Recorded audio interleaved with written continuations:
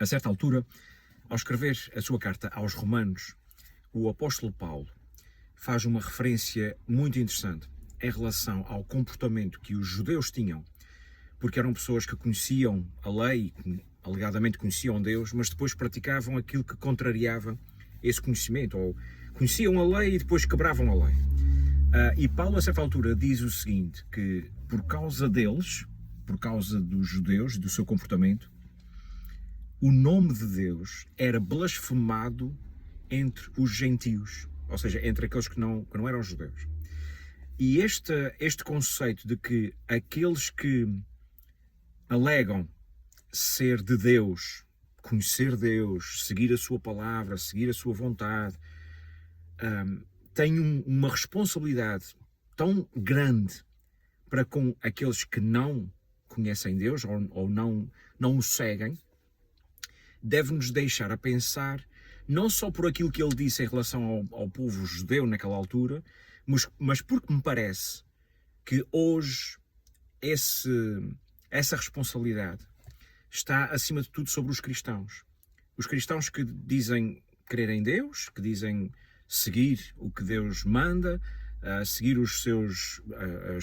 mandamentos, a sua vontade, mas depois o seu comportamento é de tal maneira contrastante com essa vontade de Deus e com essas orientações que Deus dá, que levam as pessoas que não o seguem, que não creem sequer em Deus, ainda a desejar menos conhecê-lo, a blasfemá-lo, a destratar Deus no fundo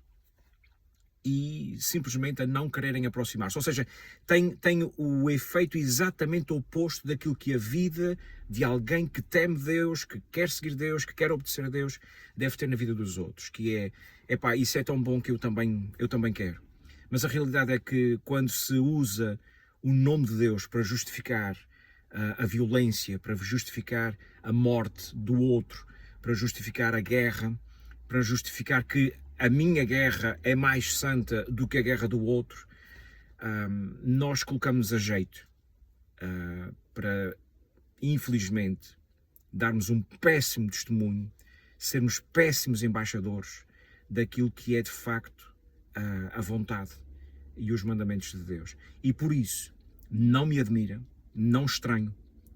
que tanta gente que não segue Deus ainda dê um passo atrás e nem sequer queira saber de Deus para nada, porque se é esse Deus que vocês anunciam, eu não preciso.